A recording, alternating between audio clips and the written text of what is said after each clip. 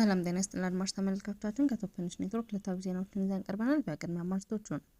መንግስት የውጭ ጉዳይ ሚኒስቴሩ ጌዲዮን ጢሞቴዎስ የኮፕ 32 ተወካይ ፕሬዝዳንት አድርጎ መሾማቸውን አስታወቀ። የአነስተኛና መካከለኛ ኢንተርፕራይዞች ስትራቴጂና ፋይናንሳዊ ፈተናዎች ምላሽ ይሰጣል የተባሉ ማዕከላት መጀመራቸው ተሰማ። ከ90 ሚሊዮን ዶላር በላይ የኤሌክትሪክ ኃይል ዕዳ ያለባት ሱዳን ለኢትዮጵያ የምትከፍለውን ክፍያ ማቋረጧ ተገለጸ።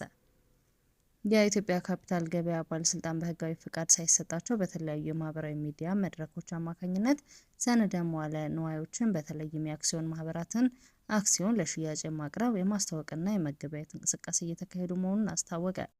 በጊኒ ቢሳው ምርጫ ከተካሄደ ከ3 ቀናት በኋላ ወታደሮች ስልጣን መቆጣጠራቸውን አስታወቁ። መንግስት የውጭ ጉዳይ ሚኒስቴሩ ዶክተር ጌዲዮን ጢሞቴዎስን ኢትዮጵያ በቀጣይ ለምታስተናግደውና በቀጣይ በዓለም አቀፍ የአየር ንብረት ለውጥ ዙሪያ ለሚመክረው የመንግስታቱ ድርጅት የኮፕ 32 ዝግጅት ተወካይ ፕሬዝዳንት አድርጎ መመደቡን አስታወቀ። የጠቅላይ ሚኒስትር ጽሕፈት ቤት ባጋራው መረጃ እንዳስታወቀው በተባበሩት መንግስታት የአየር ንብረት ለውጥ ማዕቀፍ ኮንቬንሽን መሰረት የኢትዮጵያ የኮፕ 32 አስተናጋጅ ሀገር መሆኗን ተከትሎ የኢትዮጵያ መንግስት የውጭ ጉዳይ ሚኒስቴር የሆኑት ዶክተር ጌዲዮን ጢሞቴዎስን የኮፕ 32 ተወካይ ፕሬዝዳንት አድርጎ መመደቡን አመላክቷል። ዶክተር ጌዲዮን ከሀገር ውስጥ የስራ ኃላፊዎች፣ ከተባበሩት መንግስታት አካላትና ዓለም አቀፍ አጋሮች ጋር በመተባበር የኮፕ 32 ዝግጅትን የሚመሩ ይሆናል ሲል ጠቁሟል። ይህ የተገለጸው ኢትዮጵያ በውድድር በተሞላበት የአህጉር አቀፍ ሂደት የተባበሩት መንግስታት የአየር ንብረት ለውጥ የድርጊት ማዕቀፍ ስር የሚካሄደውን 32ኛውን የተሳታፊ አካላት ጉባኤ ለማስተናገድ የአፍሪካ ህብረት ድጋፍ ካገኘች በኋላ ነው። ይህ ውሳኔ ከህዳር 1 እስከ ህዳር 11 2018 ዓ.ም በቤሌም ብራዚል በተካሄደው የኮፕ 30 ጉባኤ በሁለተኛው ቀን ይፋ የተደረገ ሲሆን በብራዚል የኮፕ 30 ፕሬዝዳንት የተረጋገጠ ነው። የአፍሪካ ተደራዳሪዎች ቡድን ሊቀመንበር የሆኑት ሪቻርድ ሚዩንጊ ለኤኤፍፒ በሰጡት አስተያየት ቡድኑ ኢትዮጵያን ደግፏል ያሉ ሲሆን አዲስ አበባ የተቀናቃኟን የናይጄሪያን ጥያቄ በመመከት ተጽዕኖ ፈጣሪውን ሚና እንድትይዝ መንገድ ከፍቷል ብለዋል። የኢትዮጵያ መንግስት ከዓለም አቀፍ የአየር ንብረት ማህበረሰብ ጋር በቅርበት በመተባበር የመጀመሪያውን የተባበሩት መንግስታት የአየር ንብረት ጉባኤ ለማካሄድ ዝግጁ መሆኑን ገልጿል። የአነስተኛና መካከለኛ ኢንተርፕራይዞች ስትራቴጂና ፋይናንሳዊ ፈተናዎችን ምላሽ ይሰጣሉ የተባሉ ማዕከላት መጀመራቸው ተሰማ። በኢትዮጵያ ያለውን የስራ ፈጠራ ስነ ምህዳር ለማጠናከር ያለመውን ቢዝነስ ኮኔክት አዲስ የአነስተኛና መካከለኛ ኢንተርፕራይዞች ዋና ተግዳሮቶችን ለመቅረፍ የሚያግዙ ከፍተኛ ተጽዕኖ ፈጣሪ የምክር አገልግሎት ማዕከላትን ማስጀመሩን ካፒታል ጋዜጣ የተገኘው መረጃ አመላክቷል። ይህ እንቅስቃሴ የኢትዮጵያ አነስተኛና መካከለኛ ኢንተርፕራይዞች በተለይም በአሰራር፣ በስትራቴጂ አመራርና በፋይናንስ ዘርፎች የሚያጋጥሟቸውን ተጨባጭ ችግሮች በልዩ ትኩረት ለመፍታት ያለመ እንደሆነ ተነግሯል። ቢዝነስ ኮኔክት አዲስ የተሰኘው ተቋም ከመላው ሀገሪቱ በተውጣጡ ልምድ ባላቸው ባለሙያዎች በመመራት ለተሳታፊዎች ተግባራዊና መፍትሄ ተኮር ምክክሮችን በማቅረብ ላይ የሚገኝ እንደሆነ ጠቁሟል። በፕሮግራሙ ላይ 230 የሚሆኑ ኢንተርፕራይዞች ከጀማሪ አነስተኛ ንግዶች እስከ መካከለኛ ትላልቅ ድርጅቶች መሳተፋቸውን የተገኘው መረጃ ያመለክታል። ፕሮግራሙ የአነስተኛና መካከለኛ ኢንተርፕራይዞች ዋና ፈተናዎችን ለመፍታት በ7 ዋና ዘርፎች ላይ ያተኩራል የተባለ ሲሆን ሕግና ደንብ ማዕከል፣ ኢንቨስትመንትና የገንዘብ ምንጭ ማዕከል፣ አሰራርና ስትራቴጂ ማዕከል፣ በአቅርቦት ሰንሰለት ቅልጥፍናና በወጪ አያያዝ ምክክር የሚሰጥ ማዕከላት ይገኙበታል። ባለሙያዎቹ ይህንን ተነሳሽነት በኢትዮጵያ ያሉ አነስተኛና መካከለኛ ኢንተርፕራይዞች እድገትና ዘላቂነት እንዲኖራቸው ለማድረግ ወሳኝ አስተዋጽኦ እንደሚያደርግ ተናግረዋል። ከ90 ሚሊዮን ዶላር በላይ የኤሌክትሪክ ዕዳ ያለባት ሱዳን ኢትዮጵያ የምትከፍለውን ክፍያ ማቋረጧ ተገለጸ።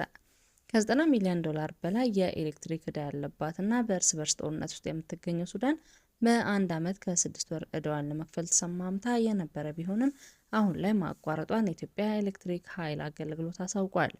ወደ ጦርነት ከመግባቷ በፊት ከኢትዮጵያ ጋር የኃይል ሽያጭ ስምምነት የተዋዋለችው ሱዳን ከ2 ዓመት በላይ ባስቆጠረው ጦርነት ዕዳዋን መክፈል እንዳልቻለችና ተወስደው በነበረው ከ120 ሜጋዋት ወደ 10 እና 20 ሜጋዋት የኃይል ፍጆታ ዝቅ ማለቱን መገለጹ የሚታወስ ነው።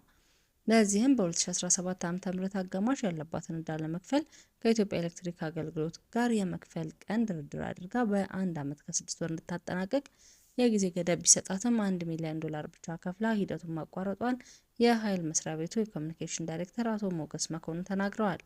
ኢትዮጵያ ኤሌክትሪክ ኃይል በሽያጭ ከምታቀርብላት የጎረቤት ሀገር መካከል አንዷ የሆነችው ሱዳን ዕዳዋን መክፈል ባትችልም ሌሎች ሀገራት ማለትም ጅቡቲ፣ ኬንያ እና በሙከራ ደረጃ ላይ እየታገዘች ያለችው ታንዛኒያ ዕዳቸውን በወቅቱ እየከፈሉ የሚገኙ የኃይል ሽያጭም እየተከናወነ መሆኑን የኮሚኒኬሽን ዳይሬክተሩ ገልጸዋል።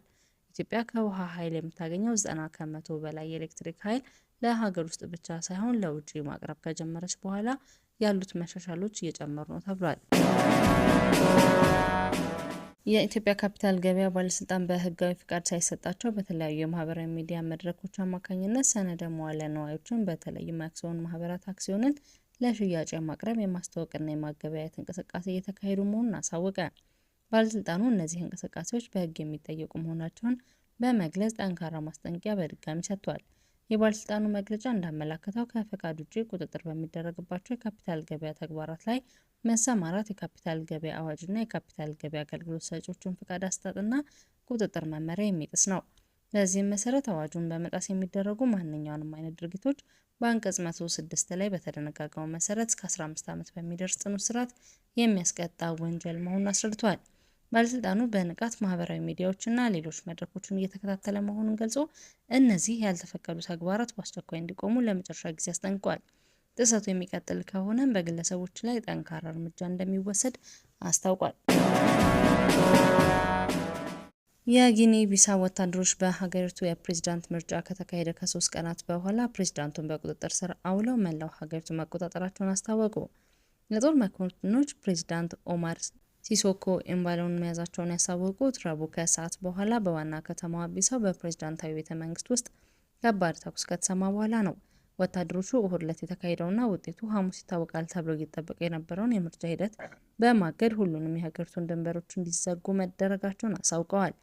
የፕሬዝዳንቱ መታሰርና የወታደራዊ አመራሮች ስልጣን መያዝ የተሰማው በሀገሪቱ በተካሄደው ምርጫ ዋነኛ ተቃዋሚ ፖለቲከኛ ከውድድር ውጭ መደረጋቸው ከተሰማ ከ3 ቀን በኋላ ነው። የምርጫ ውጤት ሐሙስ ይፋ ይደረጋል ተብሎ ሲጠበቅ የነበረ ቢሆንም ፕሬዝዳንት ኡማሮ እንዲሁም ዋነኛ ተፎካካሪያቸው ፈርናንዶ ዲያዝም በምርጫው እንዳሸነፉ ገልጸዋል። በዋና ከተማዋ የሚኖሩ የዓይን እማኞች የተኩስ ድምጽ መሰማቱን ገልጸዋል። ሆኖም ግን ተኩሱ በማን እንደተጀመረና የሞቱ ሰዎች ስለመኖራቸው ግልጽ አይደለም። የፈረንሳይ ዜና ወኪል ኤኤፍፒ እንደዘገበው የተኩስ ድምጽ መሰማቱን ተከትሎ በመቶዎች የሚቆጠሩ ሰዎች በእግራቸው እንዲሁም በመኪና ሸሽተዋል። አድማጭ ተመልካቾቻችን ከቶፕ ትንሽ ኔትወርክ ላይ ያዝናቸው ዜናዎች እነዚህ ነበሩ። መልካም